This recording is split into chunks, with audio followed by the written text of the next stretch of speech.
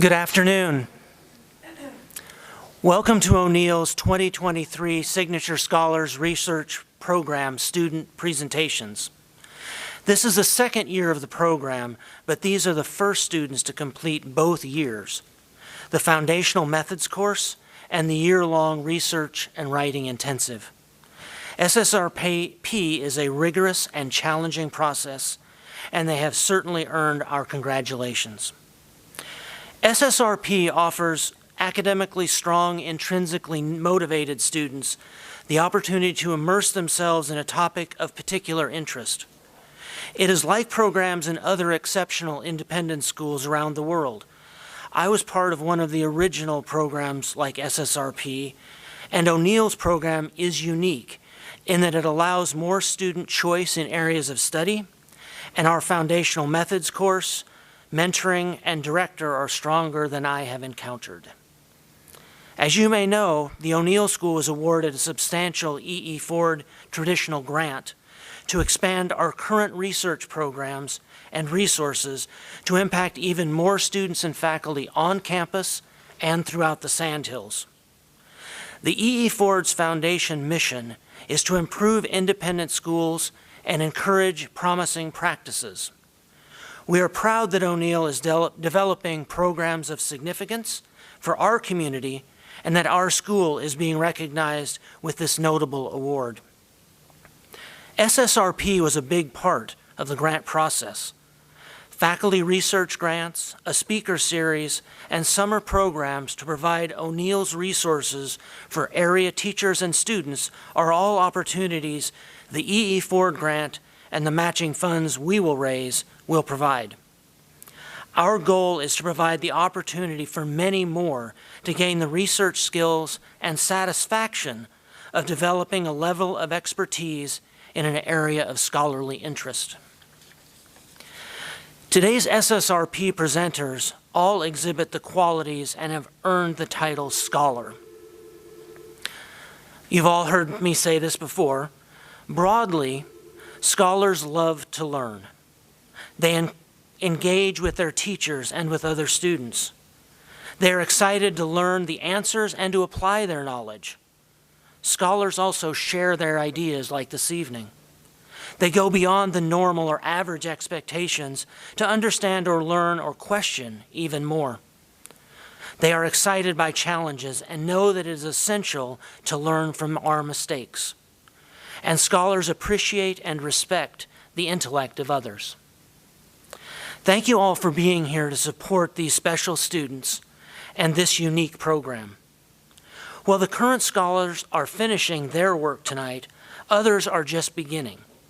The class of 2024 SSRP scholars, and if you would please stand, include Caroline Acker, Audrey Kim, Tyler Pastor, Luke Harper, and Rachel Wolf. Congratulations.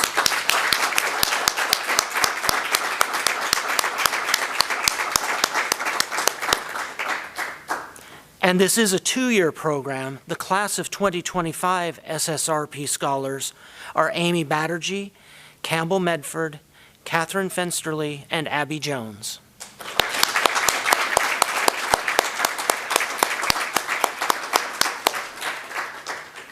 Congratulations. I know you and we all have a lot to look forward to. Dr. Camastra has been instrumental in developing the SSRP program and in the vision for the E.E. Ford grant proposal. O'Neill is grateful for her thoughtful work in launching the program and leading our students through this special process. Please join me in welcoming Dr. Camastra to be in our program.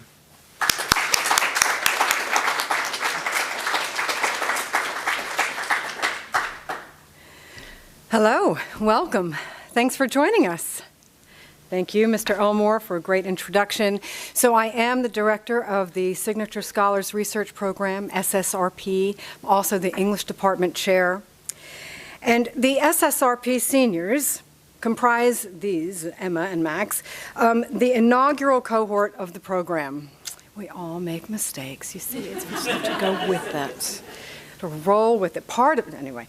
They do comprise the inaugural cohort of the program. They are the first to complete the 2-year course of study. They have read and written a lot. They have worked with faculty mentors. They've given several small presentations, and they've forged connections with experts in their field. The culminating project for SSRP is a paper of at least 10,000 words or a portfolio of relative weight and value. What they present to you now is the product of 2 years' worth of independent reading, writing, archival work, and investigation. They have achieved an extraordinary level of scholarship and will share some of what they've learned with you now. I say they will share some because the nature of these presentations requires them to distill their findings into small elliptical bits of information that a lay audience can understand. Their knowledge far surpasses the talks that you're about to hear. But this is what makes SSRP so dynamic. The breadth and depth of their work means that it will live beyond O'Neill, finding new iteration and purpose in college, in graduate school, and of course in their personal lives. This evening's symposium is designed for the O'Neill community to witness and celebrate the incredible accomplishments of Max and Emma. I use the word accomplishment deliberately. In a recent New York Times opinion piece, Adam Gopnik distinguishes between accomplishment and achievement. He writes that our world conspires to denigrate accomplishment in favor of the rote work of achievement. The former grows from intrinsic desire, while the latter focuses on completing a task imposed from the outside, according to Gopnik. Max and Emma decided to pursue a personal interest apart from any mandated curricular objective or goal. Simply put, they had questions for which they wanted to pursue the answers. Watching their pursuit has given me incredible joy since they were among the first students that I taught at O'Neill when I arrived 6 years ago. Then seventh graders, they were inquisitive and curious, kind and empathetic, and they still are. Goodness. There is a nice circularity to this evening's event as I watch them prepare for the next chapter in their lives. I hope you enjoy their presentations as much as I've enjoyed teaching and learning alongside them. I will introduce our speakers in turn. Emma will go first, and after her presentation, we'll have a short Q&A and then a short break for you to grab some refreshments before we begin with Max's presentation. Emma Grace Sager has been attending O'Neill since the 5th grade. She is an avid reader with a lifelong interest in history, evidenced by her first pet, Toby Tut, named for the Egyptian pharaoh Tutankhamun. Hope I'm pronouncing that right. At school, she is the president of the Women's Empowerment Club and involved in multiple varsity sports. Her interest in the Victorian period was sparked with the reading and subsequent obsession with Charlotte Bronte's Jane Eyre. In the fall, she will be attending Washington College and majoring in history and economics. Welcome, Emma.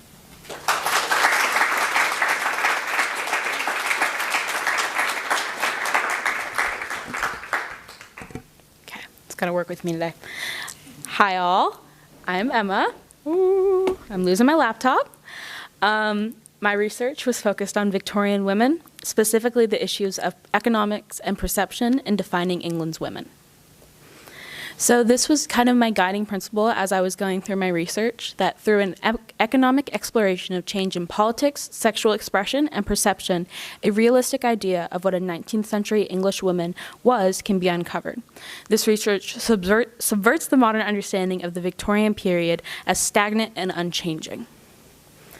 So, just a little context for the period I'm working in. The Victorian period was named for Queen Victoria, pictured here. It was characterized by Sally Michaels as a period of prudery, hypocrisy, sexual repression, and rigid social control. So, I was just wondering, as we began this, what is the first thing that comes to mind when you think of Victorian? Yeah, Lauren? Yeah.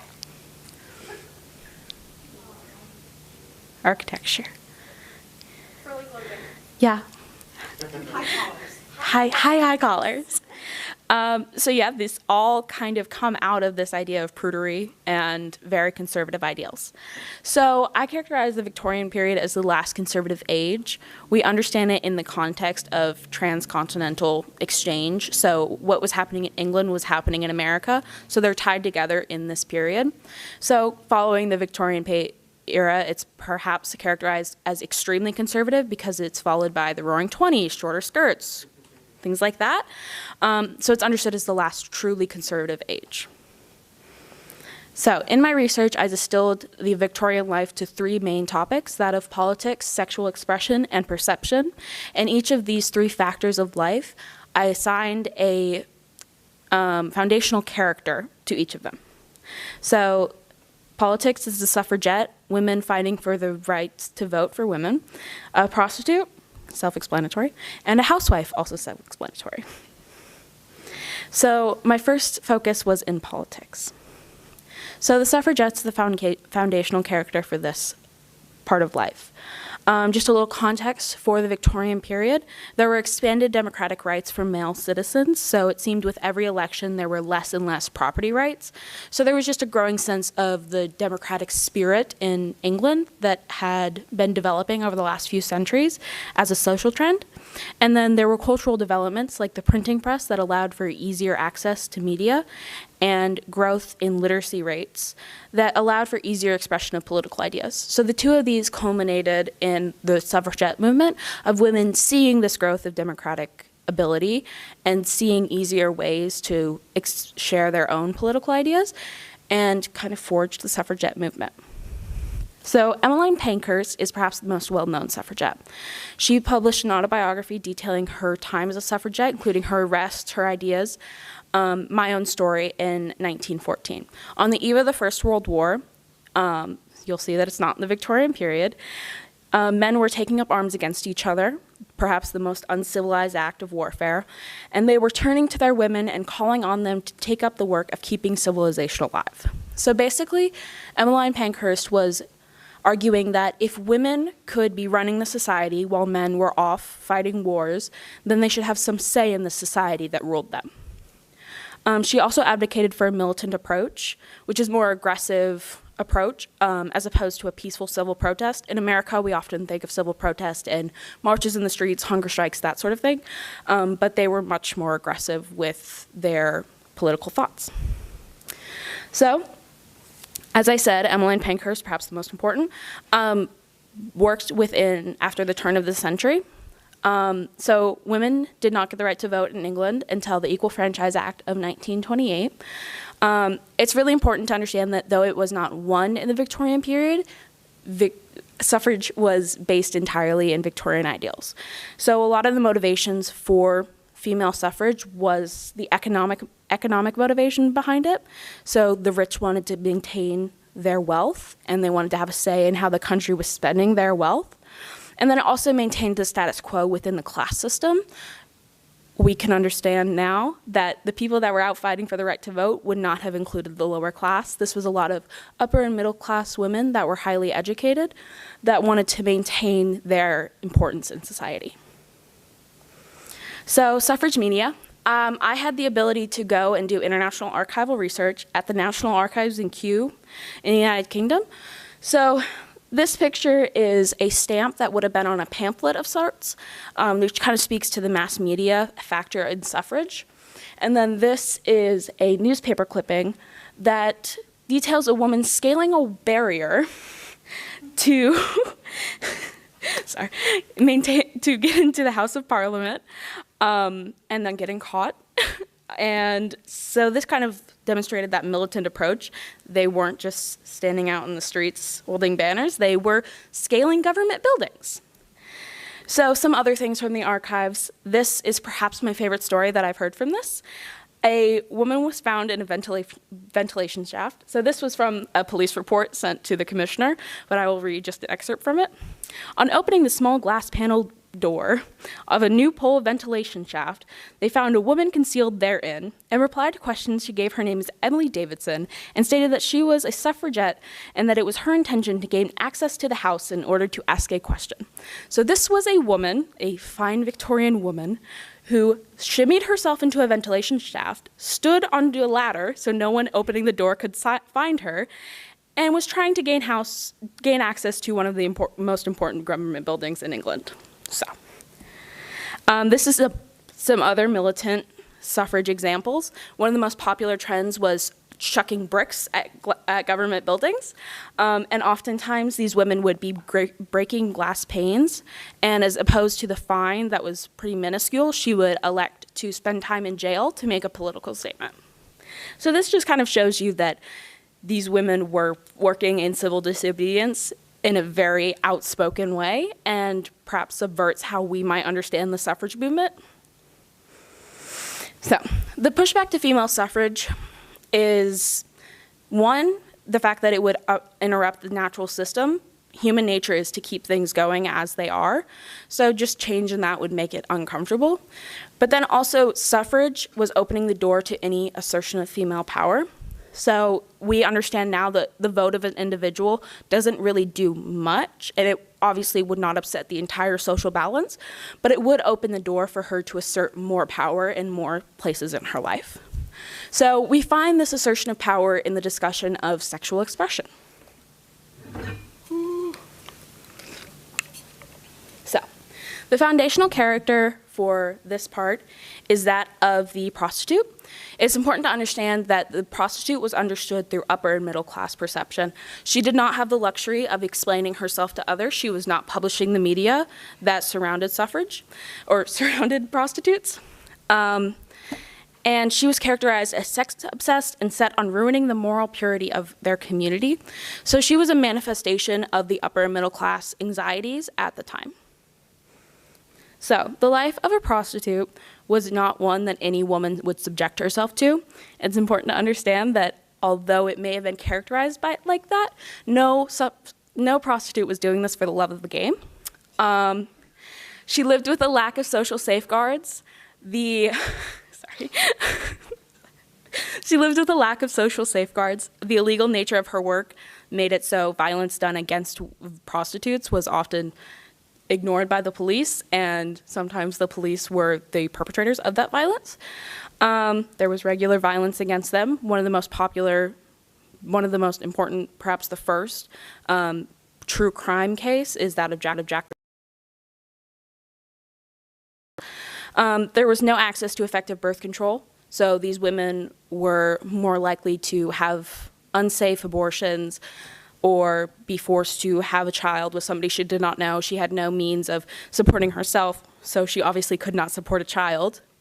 And then she lived with social and religious condemnation. So in such a conservative period, we can probably rationalize that religion would be incredibly important. So in prostitutes and religion, it's important to understand that the Victorian religion was characterized as quasi-fundamentalist and concerned less with doctrine and the forms of worship than with the way men should live.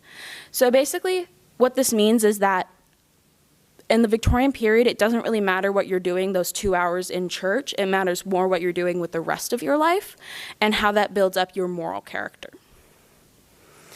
So there is a fair bit of hypocrisy in the upper class's anxieties with prostitution and sexual expression. So the Mosher survey was conducted by Cecilia Mosher in 1892, and it questioned well-educated middle and upper class women. We don't have the names of many of these women, but they were friends and acquaintances of Mosher. So the survey included questions about frequency, ideal amount of involvement per month, and thoughts on the necessity for sex. So as opposed to the view that sex was only for the need to conceive a child, this revealed that the upper class women were viewing it as a thing that they wanted for pleasure, which kind of flips the idea that the lower class was sex obsessed on its head.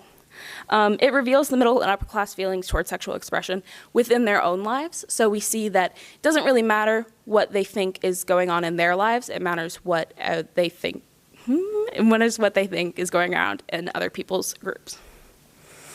So this is just a piece of Mosher data.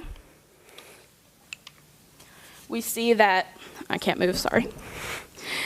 We see that this was collected from women that were in their 30s, would likely be done having children, and most often were having or their ideal amount would be a few times a month.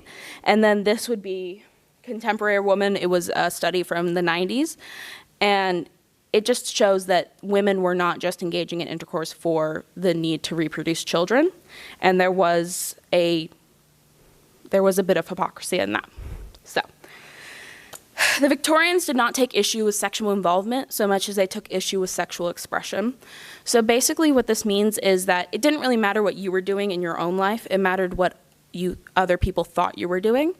So this brings us to the idea of perception and how you live your life and how other people think you live your life, which I think is probably the most important part of Victorian life. Perception. So our foundational character for this section is that of the housewife. She was of the middle class most often, and she was the center of the household. She would be running the household. She would be doing all the things you would expect a housewife to do, making sure there was dinner on the table, making sure the children got a bath, cleaning the house, things like that. But she was also the moral center of the household. So she would be making sure everyone went to church on Sunday and would be raising her children up to be upstanding members of society. Her role in society was unique from the other social classes. This had more to do with her being in the middle class than her being a housewife. So I'll get into that later. So here we find the Englishwoman's Domestic magazine. Here was a cover from one of them. It contained sort of everything a housewife would need to know and shows us what a housewife would have been expected to know. So it contained domestic advice, entertainment, and essays containing social commentary. So some of the most interesting excerpts were How to Sweeten Rancid Butter, Instructions on Dancing the Polka, and essays on the merit of female education, and also the idea of French women working, which was very scandalous. So this was just kind of the gamut of what a housewife would have been expected to do. So here we get to the middle class. The majority of housewives were middle class, and the middle class today is not a very foreign concept, but it found its origin right before the Victorian period and was the most populous group of classes. It was unique in financial history because this was a group of people that had to work for a living and would obtain some sort of luxury, but would have to work to maintain this luxury. It found its origin in the economic change that preceded the Victorian period, but it was now the largest class, so there was a bit of tension between that and finding a place for the middle class in society. So, different classes had different expectations, as you can imagine. So the lower class, and a wife in the lower class, she would be exempt from most domestic expectation because it was unreasonable for her to stay home. It would be unreasonable to have an able-bodied adult staying at home. We know the housewife wasn't idle, but she wasn't earning an income, and that wouldn't be reasonable for a lower class family. The upper class would not work for an income, but her domestic sphere would be taken care of by a full staff. She would have to direct them on what to do, but she did have the ability, and she was afforded her ability to be involved politically, be involved in charities, share her own political musings, things like that. And this kind of idleness afforded her this ability. So then we had the middle class. The domestic sphere required all of her attention. She would not have a full staff to be doing any of the things for her, but she would not need to work for an income. So because of that, she did have some sense of idle time, but she couldn't really contribute to society politically or in ideas or things like that. So this gets us to the idea that every part of Victorian life came back to economics. So this is what I kept coming back to in my research, and I think it is helping me form the conclusion that I came to.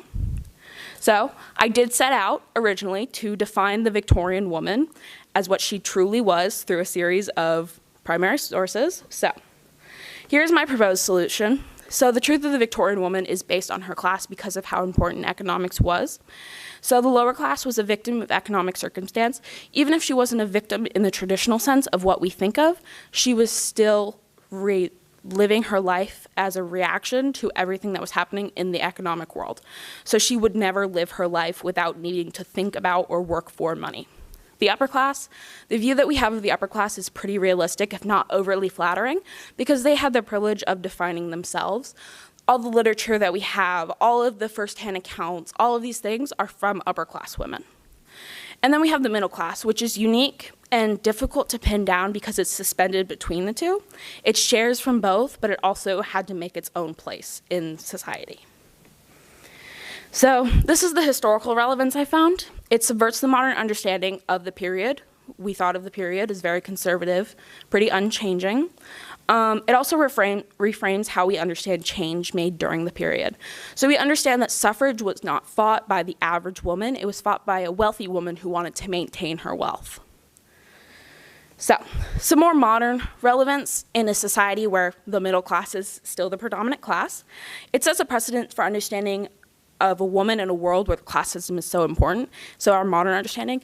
Also, how the classes interact with each other and how people in different classes, especially women, view each other. There was also some less happy modern relevance in the issues affecting women today and how we understand what motivates the change that is occurring today.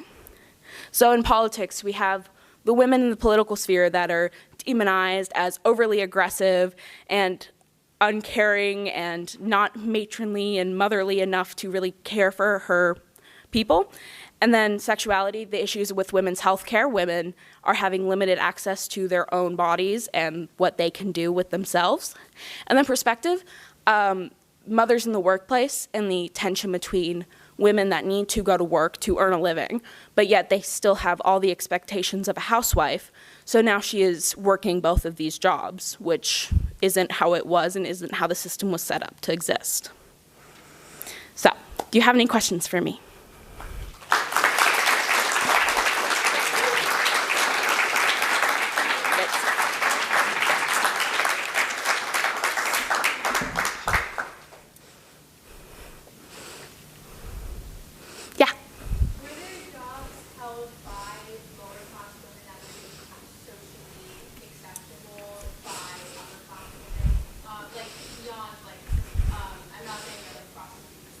Yeah.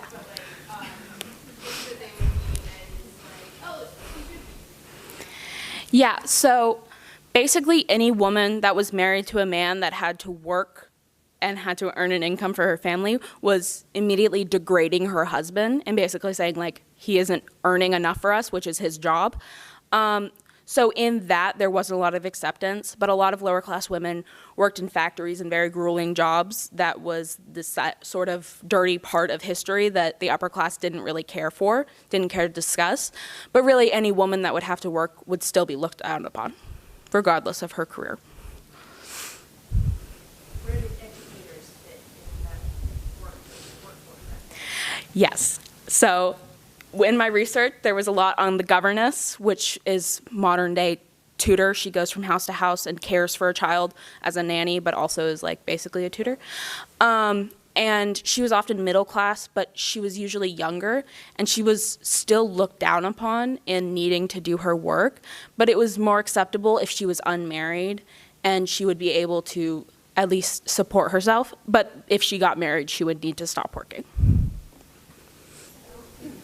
Specifically the suffragettes who were married and of a higher class, were their husbands generally supportive of the movement, or did they try to kind of squash it? I found with the most popular suffragettes, they were often of the upper class. So Emmeline Pankhurst was very wealthy, and her husband was very involved in her pursuits.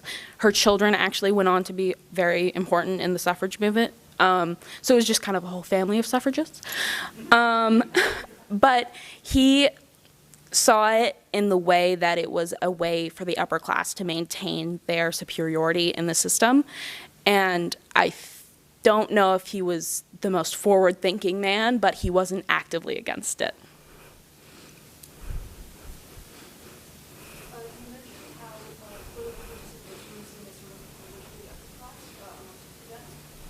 Would you say that the ways of restrictions placed on lower middle class women were so tight that political participation was greatly reduced, or were there the level of conflict between lower class suffragettes and higher class suffragettes? Yeah, so the political involvement that would have been allowed by the lower and middle class would have been limited just because she had other things going on. She didn't have all of this free time to devote to this.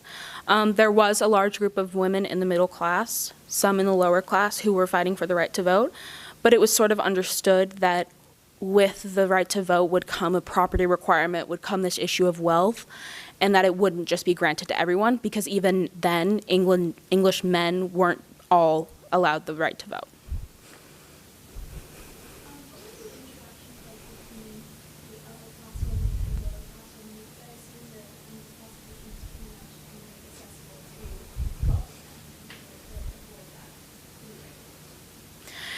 Yeah, so a lot of the charity that upper class women were involved in and that their husbands funded involved the lower class. It was sort of hypocritical and a little bit passive aggressive in their helping, because it's like, oh, you poor people, you can't help yourselves, fine, I'll do it, sort of attitude towards it. But there was a lot of charity that was done towards the lower class from the upper class, so convalescent homes and keeping women out of the poorhouses and sort of acting as like women's shelters are today were very popular among the upper class. When they began to restrict property or to relax the property rights, did they yesterday voting opportunities for all of the men and women that didn't have property, or was it done little by little? It was, the voting rights that were afforded in England were very small steps. It was not at all like the American democratic system where it was like, oh, now everyone can do it. It seemed with how often the elections happened that there were less and less, but really there wasn't as strong a democratic tradition, so there weren't as many men or women trying to get the right to vote. It was really just the upper class women, and then the Equal Franchise Act did allow all people to vote, but still political involvement in rural areas and the lower class remained pretty small. Thinking of, most of your research seems to have been in England. Mm-hmm. Do you have any sense of the comparison during that same period of what would be happening in the United States and how that would be different from what you're reporting from England?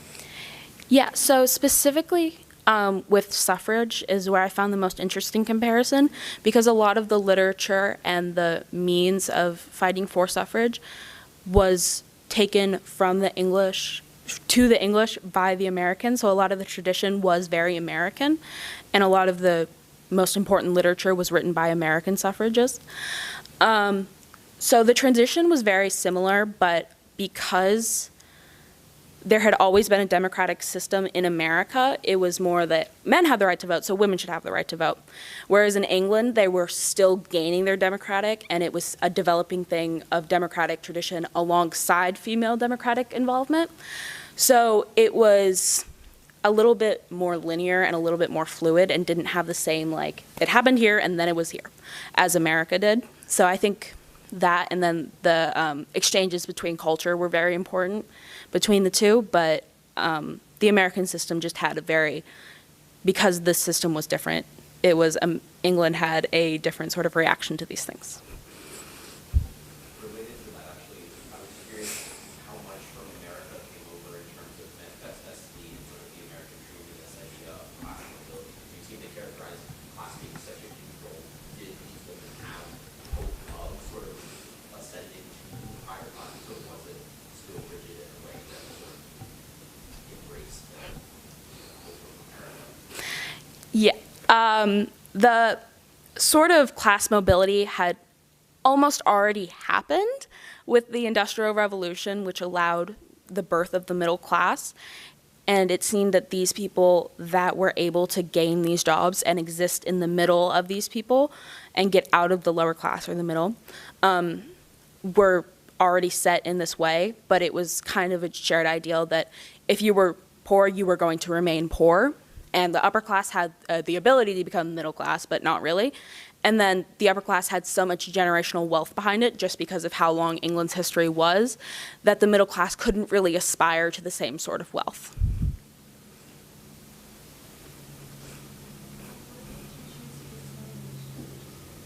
Sorry?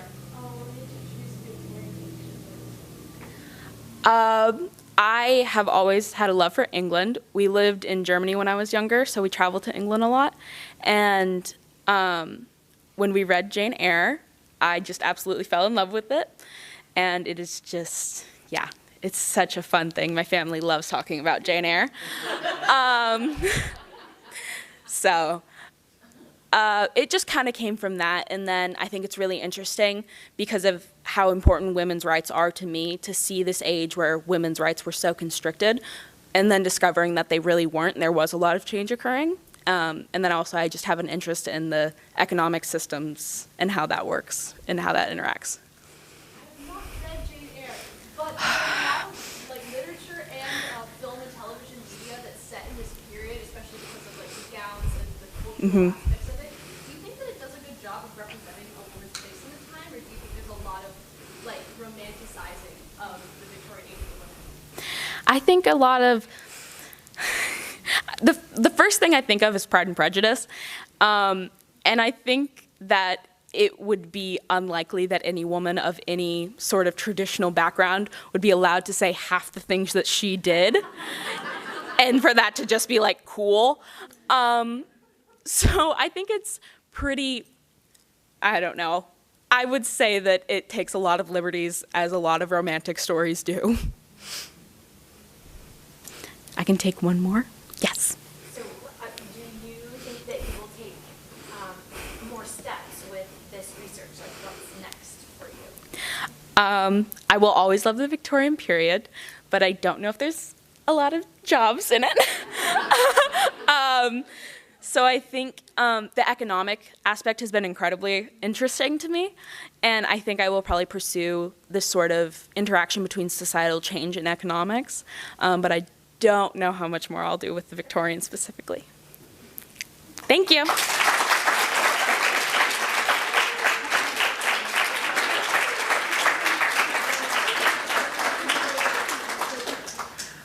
Okay.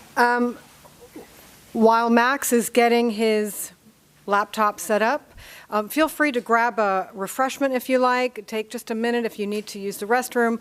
But Max is going to come up here and change out the laptop to access his presentation. And when he's ready, I'll introduce him.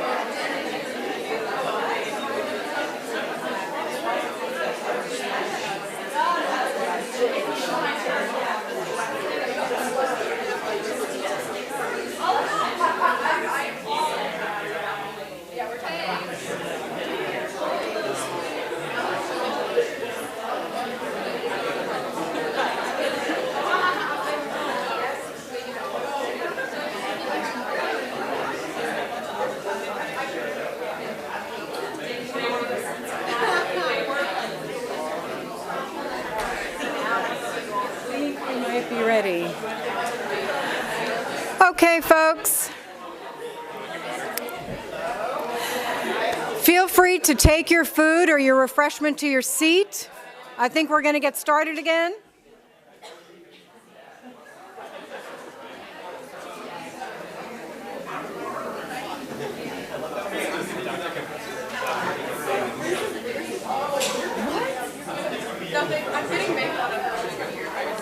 Yeah, well, you did it to yourself. Oh, okay.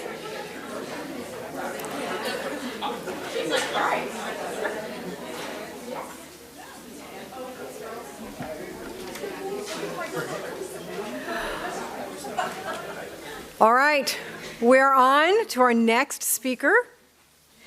Maxwell Epstein has attended the O'Neill School for all of his academic career. In school, he has pursued a wide array of subjects to a high level, focusing especially on math and physics courses. In his extracurricular time, Max has become a member of the Fuser.net Plasma Club, an open consortium of both amateur and professional independent nuclear fusion researchers. He plans to pursue this interest further at Columbia University, where he will study nuclear engineering and dance. Welcome, Max.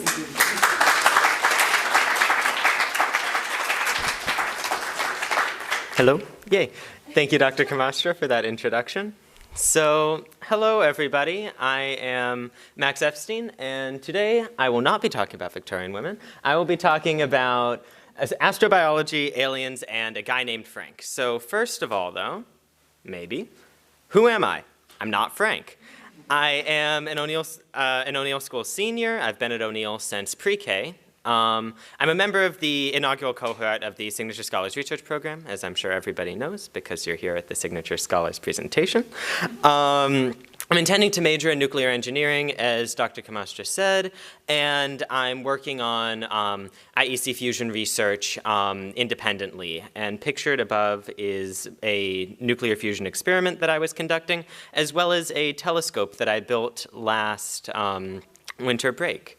So when I joined SSRP 2 years ago and wrote my application, there's clearly a lot here that I could have chosen to pursue further in research. And so of these questions that I'm interested in and excited about and going to college for, I obviously chose the entirely unrelated question of, is there life elsewhere in the universe? And although unrelated, on the surface at least, to what I hope to pursue in college and beyond, it is an equally riveting and important question and is considered widely in the scientific community and beyond. So when considering the origins of this question, you have to consider both science fiction and speculative understandings, but you also have to wonder where the initial thought to quantify this came from scientifically.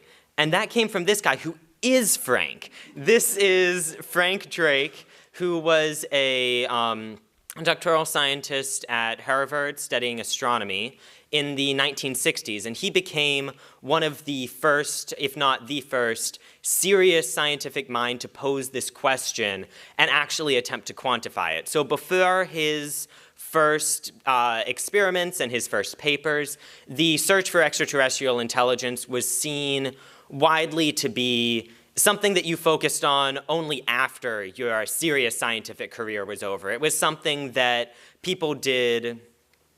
Oh. There we go. Frank's gone. No, Frank. Comes back.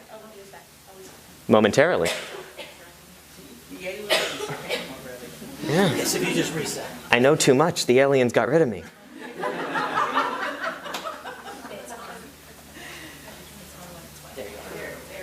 He's back. So Frank Drake, as has returned, posed this question at a dinner party, actually. And to pose and actually discuss this question not as a, are there aliens out there, what do they look like, what's your favorite science fiction book, but to pose it as a far more serious scientific discussion, he devised what's referred to now as the Drake equation. And so this equation seeks to quantify, seeks not solely to quantify the theoretical number of alien civilizations, but to exist as a framework through which to discuss the various topics in astronomy, in biology, in sociology, studies in different sorts of technologies that are required to truly attempt to answer this question. It's really at the intersection of all of these different fields. And so what he did is he formulated this equation to be n, the number of detectable alien civilizations, equals the rate of star formation in the Milky Way galaxy, multiplied by the fraction of stars that have planets, multiplied by the number of planets that could theoretically support human life, by the fraction of those planets that could support human life that actually end up developing it, the fraction of that developed life that is intelligent, meaning capable of forming a society, constructing things greater than one singular organism, the fraction of that intelligence that develops detectable communications, and the length of time that those communications could endure, so the longevity of this theoretical civilization. And these 7 topics are widely studied on their own in their foundational questions in their own fields, but when combined, they can answer this question posed by the Drake equation, and the Drake equation serves as a framework through which to combine them. So my research paper that I've been working on seeks to discuss each of these terms individually and then synthesize them together. So that, in a quicker sense, is what I'm excited about doing here. So the first topic, the rate of star formation, and the way that we answer this question, what is the rate of star formation in the galaxy, is by counting. We don't have, or well, we do have very sophisticated ways of counting. We don't simply look at the sky and try to count the number of stars that we can see visually. We have telescopes such as the Hubble Space Telescope above, the new James Webb Space Telescope, the third one, and the Integral Telescope, which is the middle. And these tools that we use and these methods allow us to simply count the number of stars, divide by the length of time, and we can arrive at approximations that begin as rough approximations and then increase in accuracy for the rate of star formation per year in the Milky Way galaxy, which is around between 1 and 3 in many estimations, and some go from 2 to 16, but somewhere in that range, primarily 1 to 3 is the rate of star formation in the galaxy.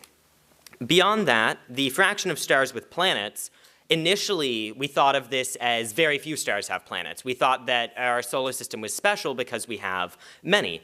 But that turned out not particularly to be the case. This diagram here from the Exoplanet Orbit database shows an increase in exoplanet discoveries from the 1990s up through 2013. And as you can see, while there were only 1 or 2 or 3 per year early on, by the modern day, we are discovering hundreds of exoplanets per year orbiting different stars or not orbiting a star at all, meaning that the end number that the scientific community has really come to is that practically all stars, if not all stars, have at least a planet orbiting them. The number of planets that could support life is a little bit more difficult to understand, and this is where the scientific community sort of diverges from facts of nature, from understood constants, like this is the number of stars that are formed, this is the number of stars that have planets, to something that's a little bit more up to interpretation, and here's where different diverging groups in the scientific community come to light. And so here, this is a diagram describing the habitable zone, meaning the range of orbits that a planet could be going around a star that could not only maintain liquid water, which is a necessity for life as we know it, but other things such as not too large a temperature gradient between the hottest point and the coldest point, a orbital stability to allow for stability as life is developing. And you can see that for smaller, dimmer, cooler stars, you can have a closer orbit. For larger, hotter, brighter stars, you have to be further away. And you can see that Earth, as denoted in the diagram, falls right in the middle of that range. So beyond that, we now see that the fraction of those planets that could develop life that in fact do. And this becomes a little bit more theoretical because the only planet that we know of that has developed life is Earth, unless there's something one of you isn't telling me. So we have a sample size of 1. So some scientists say, well, the one planet that we know of that could support life does, it's Earth, that fraction is 1. Some scientists say, well, Mars might be able to support life, Venus might be able to support life, we haven't detected it yet, so that fraction is closer to 1/3. And some scientists say there are other exoplanets orbiting other stars that could very well support life. We haven't detected it on those planets, so maybe that fraction is smaller and smaller. And here is just a diagram of the development of life on Earth. And that term is frequently combined, and was combined in my research paper, with the portion of that intelligent life that develops societies, simply because those two are so deeply intertwined, because a study of what might life look like on other planets immediately sort of predicates the discussion of what might that life look like if it continued to evolve? What might a society of that life look like? And so those two terms I have grouped together and are frequently considered alongside each other, even though they're part of separate fields. One solely focused in biology and one more so concerned with sociology as well. And finally, one less than finally, the portion of that life that develops communications technologies.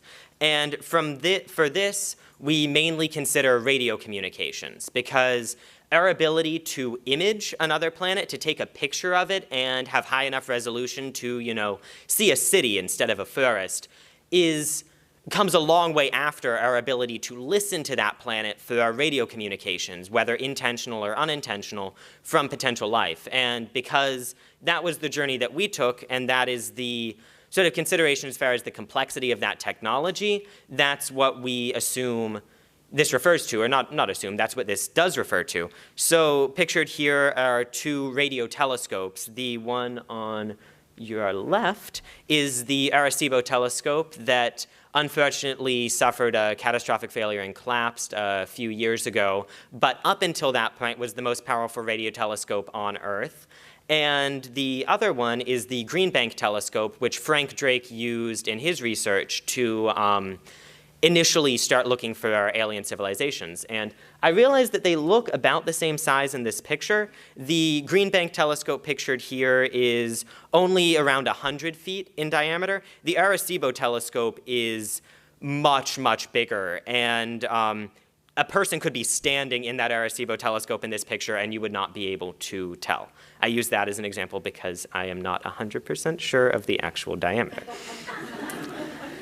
And finally, we consider the length of time that these civilizations would be able to communicate. So how far from the point where we build a radio telescope to the point where it collapses and we don't replace it are we considering? And for this is entirely rooted in sociology and anthropology, and more so in history than in science. And we consider ancient civilizations as a benchmark for this metric. So we think of the potential for if an alien civilization existed, it would potentially follow a similar trajectory to many of ours. And when you consider ancient civilizations such as ancient Egypt, such as the Romans, such as the Mesopotamians, you see that a civilization lasts on average around 300 to 400 years. And so some of the more pessimistic researchers say that that should be the number that we use for L. Some of the more optimistic researchers say, well, that's one specific civilization, but our species hasn't died out. If a modern-day civilization died out, the rest of them would take up the mantle and continue the search for extraterrestrial life. And so that number could be much big, could be larger, could be closer to 1,000, or could be much, much bigger, closer to 10,000, 1 million years, assuming that humanity, evolves and develops and continues forward. And it looks like I have a problem with my presentation. But that is not much of an issue because I will fix it. I'm sorry. Here we go. So one thing that I find to be very interesting about the Drake equation, specifically not just as a mathematical formula, but as a structure through which to talk about this, is the ease with which it facilitates these sorts of conversations. And so what I wanted to do, yes, I have a prop, is I'm going to poll all of you for numbers to plug into our Drake equation, and we'll see what we collectively believe, whether there are many alien civilizations or just a few. So the rate of star formation in the galaxy is relatively well understood, and I won't ask you all to know that off the top of your heads.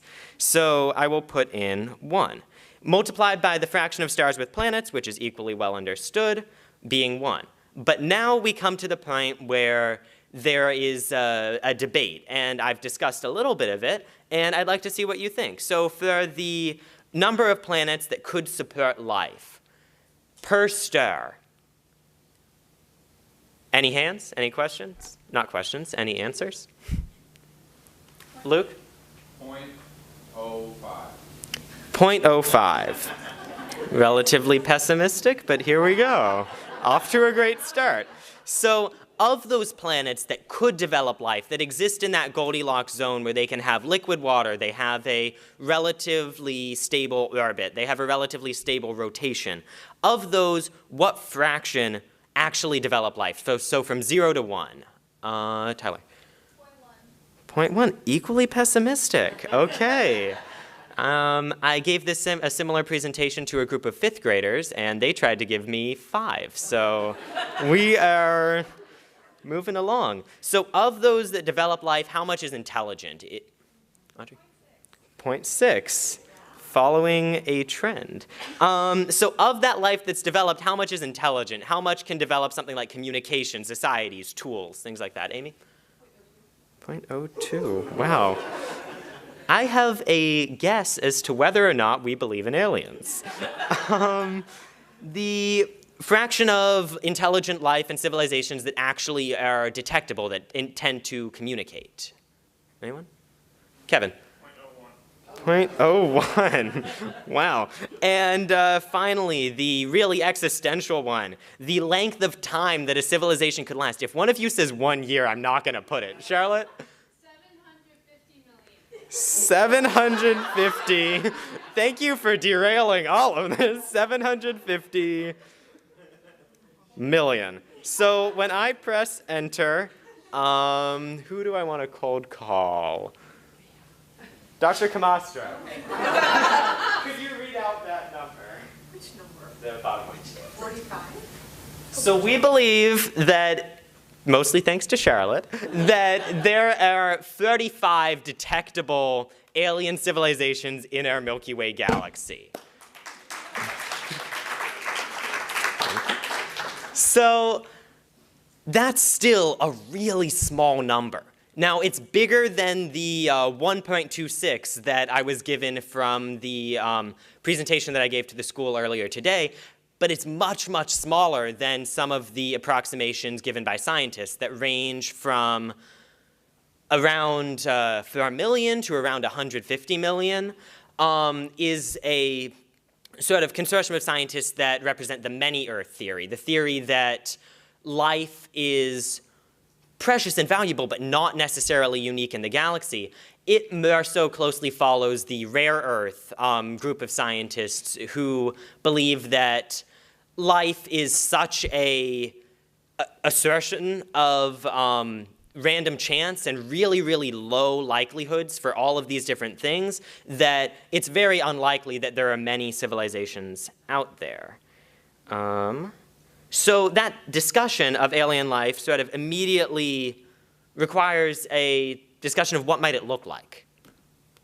And from there, many scientists look to the Kardashev scale. Now, this was proposed after Frank Drake, after the search for extraterrestrial life became a little bit more well-established and became better respected in the scientific community, and this ranks civilizations from type 1 to type 3. A type 1 civilization being one capable of harnessing the energy of its home planet, and a type 3 civilization being capable of harnessing the collective energy of its entire galaxy. So a type 1 looks relatively similar to us. We are right now, depending on definition, between a type 0.7 and 0.8. So we can harness the majority of the energy from our planet through oil, through coal, natural gas, but also nuclear, hydroelectric, solar, things like that. But a type 1 civilization that can harness all of that energy would likely look relatively similar to us as far as the way that its people interact, the way that its language looks, its culture, its art, its level of scientific understanding of the world. A type 2 civilization, on the other hand, would be more similar to something that we see in lots of modern science fiction. Now, of course, Star Wars, as I have up here a picture of the Death Star, is very scientifically inaccurate. It is a very loose science fiction. But looking at the technologies that they have, abilities from ships to travel almost like it's with no effort between planets or between solar systems, the ability to construct weapons that can harness enough energy to destroy whole planets, the ability to harness that energy and that understanding of the world that they have is relatively foreign to us, and that's why we have to conceive of these ideas through science fiction and not through something like scientific papers or things like that. And that's what a type 2 civilization might look like. A type 3 civilization, on the other hand, is arguably almost entirely unknowable to us. These civilizations would contain or would have the ability to harness the entire power of solar systems similar to how we use batteries, with the same level of sort of laissez-faire, oh, I'll put batteries into my remote, I'll put a star into my computer sort of thing. These civilizations would have an understanding of the world and its and scientific abilities that far outpace anything that we can even think of in anything but the most speculative of science fiction. Beings of a type 3 civilization may not be intelligent or look like that in any way that we could reasonably recognize, and yet they're still valuable to consider and understand with the search for extraterrestrial life. And given the Drake equation and various numbers and things like that, it forces us to consider that we could very well be alone. We could very well be the only planet out there. And it's all well and good to have the Kardashev scale and have conceptions of these alien life, but it doesn't exist. We're the only ones. And our number, although it's 35, is a bit of a rounding error away from 0.45. It's something that, if there are 35 other civilizations, the Milky Way is huge. It's very likely that it would be a long time before we even are able to make contact. So for all intents and purposes, this group here believes that we are alone. Alternatively, there could be thousands, if not millions, of other civilizations out there. The Milky Way could be brimming with life, and we simply haven't detected it yet. And that's where Drake equation numbers that are around 1 million, 5 million, 100 million sort of come into the discussion, and where scientists such as Neil deGrasse Tyson and Carl Sagan, who entertain, if not fully believe, these discussions, sort of fall. And that question of, if there are millions of aliens out there, where are they, is referred to as the Fermi paradox. And when considering, here's a picture of our Milky Way galaxy. When considering the Fermi paradox and potential answers to that, scientists have come to an understanding of something that they refer to as great filters. Now, these are seen as something in the development of a civilization that is an inhibitor to it being detected as the Drake equation says that it should be. Now, these filters could be things behind us, such as the development from molecules and carbon to microbes that simulate life. This could be from single-celled organisms to multicellular organisms. This could be from intelligent beings to intelligent beings with communication or with civilization. Or this great filter could be ahead of us. This great filter could be something contemporary, such as mutually assured nuclear destruction.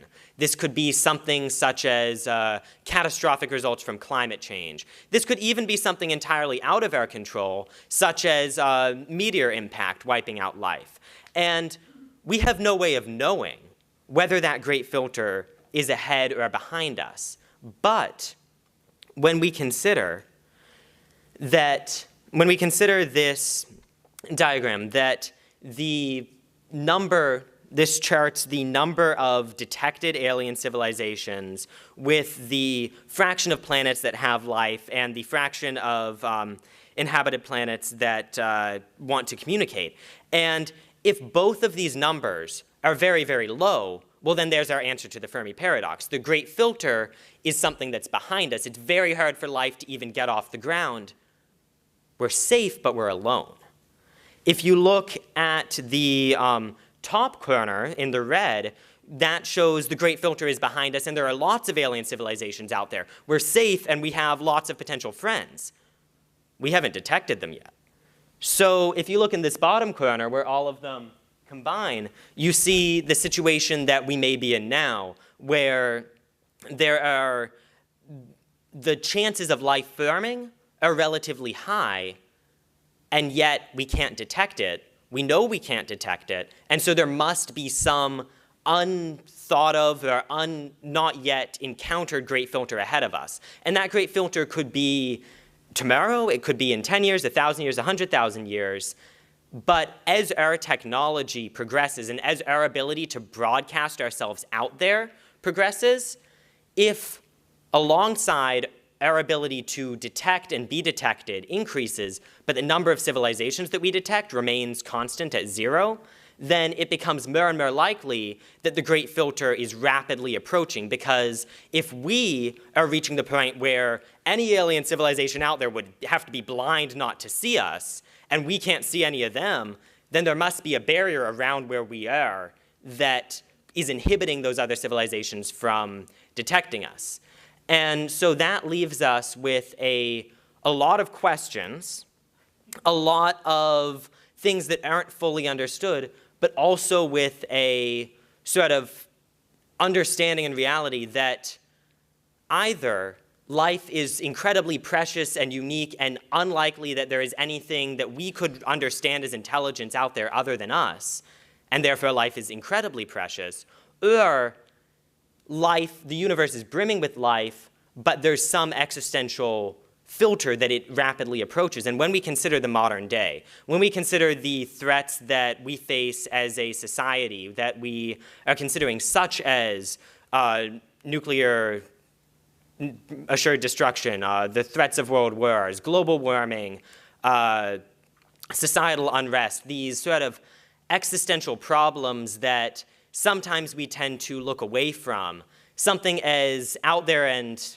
sort of almost science fiction as astrobiology, aliens, and a guy named Frank, ends up becoming rather important to consider, because if we haven't detected any alien civilizations out there, and we see that we are approaching lots of problems and unrest, we should really take a chance at looking in ourselves and say, if these great filters are real, if they are approaching, what can we do as young people, as high schoolers, as people who support schools, or as parents, as grandparents, as members of a society? What can we do considering these threats of filters? What can we do to safeguard our own society against them? Thank you.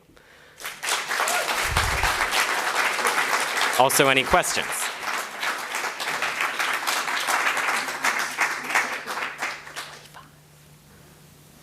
Ms. Vivian? First of all, thank you for a brilliant presentation. Thank you. I'm here today to say that there's an arrogance and there's a fear in society to reach out the way you have and to study the question. And I personally feel that there is other life out there. I would like to know who they are, become friends with them. And it could be very possible that when we do find other life other than our arrogant society that we're living in regard to this question, it may bring countries and democracies and people together, because we will have a common issue. Certainly, And certainly. it's dealing with life outside the way we know it right now. Mm-hmm. Exactly, yes. So I hope that you continue to do your work. Thank you. Ms. Marianne. Okay, so we gave you our numbers for the equation. You plug in what you believe, what numbers you get. So the technical glitch that I super gracefully, and none of you even noticed, moved over, was on that slide showing showing the Drake equation and all of its variables. There was supposed to be examples of numbers from science. I actually pulled Miss Callahan and got her variables and numbers. And if you will forgive me taking it out of the, actually, I don't know how to do that. Never mind. Yeah, Miss Callahan's number ended up being around 0.4. I didn't tell her what I was doing when I got those numbers. But when I look at it, I'm sort of an optimist and I'm very excited. So I think that I fall a little bit into the category of the many worlds perspective, that there are millions of civilizations out there. But of course, as far as sort of concrete evidence of that, we haven't detected that anyone other than the people in Area 51 know whether or not, we haven't detected radio communications. And so there's a really wide range, but there's nothing really in the middle. So I would say that I personally fall a little bit closer to the there's lots of life in the universe and we've yet to discover it category. But there are an equal number, if not more, scientists who are a little bit closer to the there's not that much life out there or we might be entirely unique. Jules? Mom? Mother?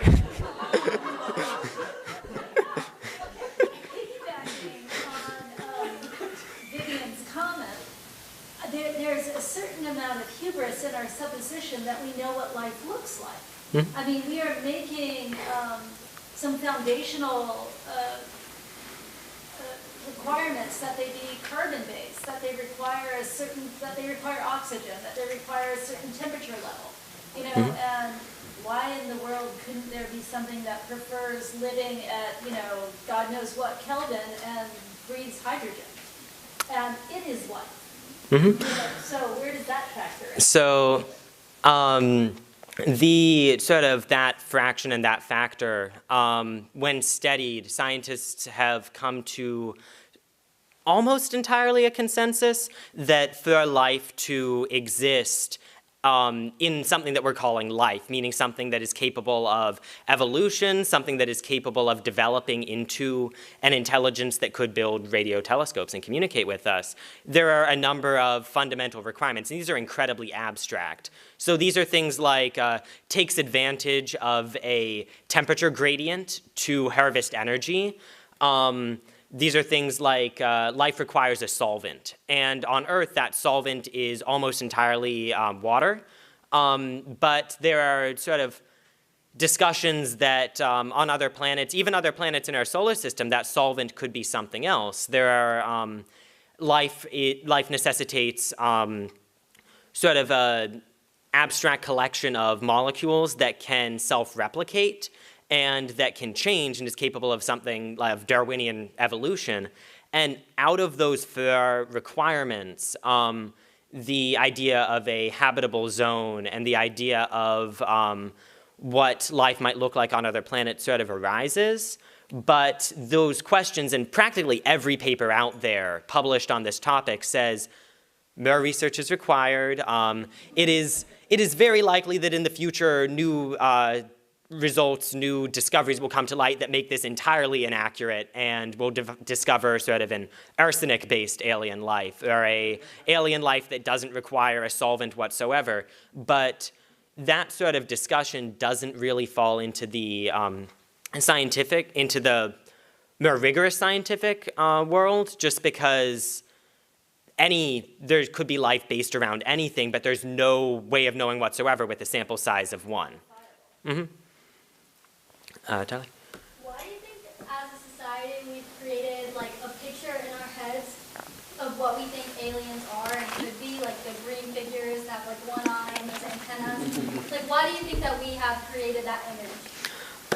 So that's a really interesting question, and around 2 years ago, my research, I wanted to center more around how science fiction has evolved in reference to discussions of alien life. And so I have read a little bit too much, maybe, on Little Green Men on Mars. But a lot of this sort of perception of alien life as something potentially bipedal, something that we can recognize as humans, arguably stems from all the way as far back as Greek mythology and earlier, where we consider not only that, say, the Greek gods, which are beings of immense power, might look like us, but there were, I believe it was Aristotle who wrote about transporting himself to the moon and discovering aliens, sort of a proto-alien civilization on the moon that looked similar enough to people. And this is the same, this is carried throughout history with something like Gulliver's Travels, something like perceptions of not alien life in that case, but life on other continents. And obviously life on other continents looked like us. But humanity sort of throughout time has considered life out there to look like us because, you know, science fiction projects a future for us to reflect ourselves on. And so if that future looks like us, we can better reflect upon it. So in science fiction, it's focused a lot on people who look like us. Charlotte? Off of Tyler's question, do you think there's any science fiction that comes very close to accurately describing what might happen, as opposed to like Star Wars or Star Trek? Yes, but first I have to say, so as far as describing what potential alien civilization out there would look like, or what a potential human civilization that can travel between different planets, different stars, things like that, looks like, the TV show The Expanse does I believe, and other scientists, or I say other scientists as if I am one, actual scientists have written a lot about how The Expanse is very good at showing this. The Expanse also focuses mostly, if not entirely, on just humans. That doesn't get into alien life all that much. As far as science fiction that does consider alien life out there,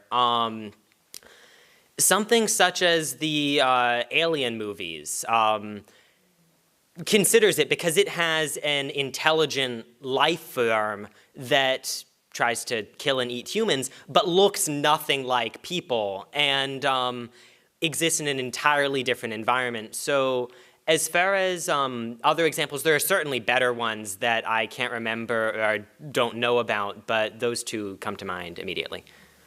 Oh, yeah? Great dystopia yet, will be able to ever answer the great equation with a fixed or unchanging answer, or do you think it will forever be diverse and always have different answers based on the individual's? That's a really good question. I didn't mention this at the beginning because I wanted everyone to think the Drake equation was cool, but the Drake equation specifically has come under, has been not replaced, but there are lots of newer versions of it because the Drake equation specifically refers to just alien civilization that exists on planets that orbit stars. It doesn't consider something that might exist in a exoplanet hurtling through space heated just by its planetary core. It doesn't consider, you know, alien civilizations that have moved beyond the need for a planet, things like that. So as far as quantifying a number for the Drake equation specifically, it's unlikely, not that we won't have the ability in the future, but it's unlikely that there will be a need to use something outdated like that, which is as much of a non-answer as I can give. But specifically, as we develop better radio telescopes and optical telescopes, as we develop better understandings of sort of fundamental other constants in physics, such as particle physics, quantum physics, better understanding of gravity, things like that, we'll get close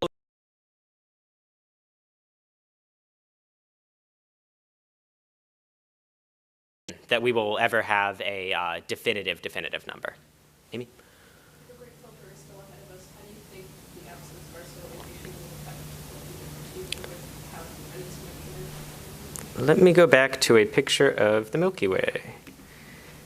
This is the Milky Way galaxy, and each of those lights in it are not stars. They're either collections of stars or they're gas clouds that give off light. Some of them certainly are stars, but certainly not every single one. And from even the perspective of a star, a planet is minuscule. So as of now, if Earth disappeared, this picture would look exactly the same. Little existential moment. But as far as what the future might look like, you know, there's no real way of knowing. If humanity wipes itself out, then sure, if we disappear today versus if we disappear in 1,000 years, not much of a difference. But if humanity is something that sustains and continues on and changes and evolves to something like a type 2 or type 3 civilization that can actually exercise agency over something as large and powerful as a galaxy, then the galaxy could look entirely different with or without humans. But it truly depends on what our trajectory as a species looks like, which right now is anybody's guess. Kara. Do you think that your work in college on nuclear engineering and research could ever have any crossover with astrobiology or helping us understand space around us? I've been wondering the same thing. So as far as nuclear power and nuclear fusion specifically, which is what I hope to go into, that factors largely into our ranking on the Kardashev scale. Humanity right now is 0.070, or not 0.07, 0.7, 0.8. Humanity with something like nuclear fusion energy, or humanity in something like a post-energy scarcity society would approach, if not exceed, that 1.0 on the Kardashev scale. So from that perspective, the field that I hope to go into certainly has some impact on these discussions, but then there's also another large amount of crossover in different types of proposed methods of propulsion for spaceships use very similar things of higher energy physics and plasma dynamics that I hope to be able to study in undergraduate school and beyond. So maybe, hopefully, question mark? Nick? So you said you're a believer in like the mini world theory, is that the right term? Skeptical believer, but sure. So you mentioned when you were discussing that theory that the reason we haven't come into contact with like more advanced civilizations throughout the universe is because of like certain barriers. Could you talk a little bit more about like what some of those barriers are, or is it just like random chance? And if so, and like if there is any real chance that we'll ever come in contact with anything. Sure, sure. So when I give these presentations, because I want to keep people's attention, I only reference the really bad great filters. Like, everybody gets destroyed, everything is bad all the time, the Earth floods and we can't build any more radio telescopes. That's not entirely the case. There are sort of proposed great filters that don't have as much of a standing right now, as far as I've been able to tell, but there are great filters such as once a civilization reaches a level of post-scarcity, either as a slightly higher than type 1 or even type 2 civilization, it could choose and would have the technology to cease radio communications elsewhere. It would be able to, if it decided to stop expanding, there is a likelihood that it could. And so there are people who pose the thought of, well, once you can have anything you'd want whenever you want it, why continue expanding? Why continue sort of manifest destinying your way through other planets and stars? Why not just make your life as good as you can there? So that is a proposed optimistic solution to the great filter. There are others, you know, many in the past, such as the development of molecular life, the development of multicellular life, you know, creatures coming out of the ocean going onto land, things like that, that happened in our past and are sort of seen as almost random chance, you know, in a lot of the scientific community. And those filters are also things that other intelligences, as we can imagine them, would have to contend with. So there are a lot that I haven't really touched on, but as great filters go, those are the ones that are most pressing and also most real. many get into the realm of speculation, and speculation with lots of numbers and data behind it, but still speculation. One more question, Mr. Poole. Other than Charlotte's 750 million, I think you warned me about this question earlier. All the numbers I hear coming from people that know more than I all seem to come out around one of the Drake equation, or maybe less than one, or maybe a little more. So do you think maybe you've done a bit of a proof of Occam's razor that the simplest explanation is best? Lots of people think that, and I also, the idea of we know that we exist. Probably, maybe. Don't ask a philosopher. We know that on one planet there is an intelligence that is able to send out radio communications and receive radio communications. And lots of people say, we haven't seen any evidence of things other than that. We've been having radio telescopes pointed at the sky since the 60s that haven't detected anything. We've looked in pretty much everything that we can think of, and we haven't found aliens, so why keep looking, or why keep seriously entertaining the idea that they're out there? And lots of people fall into that camp, and lots of people say, sure, maybe they're out there, but there are better allocations of our resources. There are better allocations of our time and intelligence and scientific pursuit. And that is true. I wouldn't want somebody giving billions of dollars to a radio telescope while the ocean level reaches my ankles. But from where we are right now, and from the Drake equation as a framework for discussion, I think it's very valuable to discuss that and see how those numbers reflect upon ourselves. And also, the sky's a really big place. And with the resources that we've been able to put in, we've only been able to look at very little of it. So when you consider that NASA's budget is roughly 1% of the United States sort of GDP, I think it might actually be less. It's less. Thank you, Ms. Callahan. When you consider that there's far more funding put into, Hollywood movies that go nowhere and have no societal impact, the Emoji Movie cost $400 million.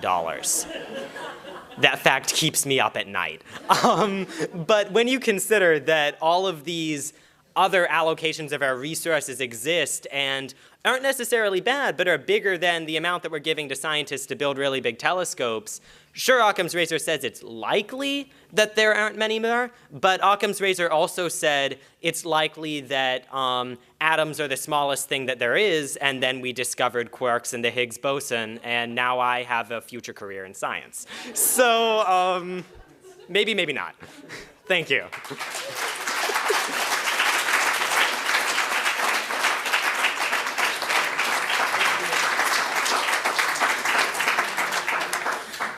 I know this is only the second of these symposiums, but it is really becoming a highlight of the year. You realize that we're really part of a very special community, and I think we need to just take one more minute to thank our speakers, their mentors, and their teachers.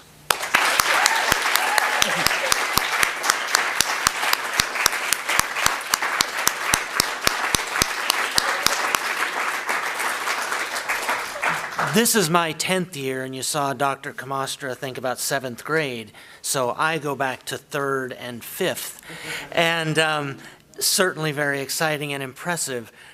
When E.E. Ford visited us back in March, the one thing I kept telling the committee was they're not going to expect finding this school here, and that was absolutely true. He did not expect to meet Dr. Camastra, Ms. Callahan, Mrs. Walters, et cetera, et cetera. What's impressive about our SSRP students, both who've completed the program and are coming up, is that they're willing to take a step and really take advantage of everything that we have to offer. And I think there's something to really be grateful for, to be in a place where people can share those ideas. And if you look around the room, obviously, I'm very proud of our students who are part of the program, but there are students who've come just to support their peers and to be a part of something special and to be thankful for all the hard work they've done. So having said that, I hope that you have a great evening, spend a little time enjoying each other, ask the cohorts still to follow what their ideas for research are, and maybe learn a little bit more about our topics tonight. So thank you again for being here.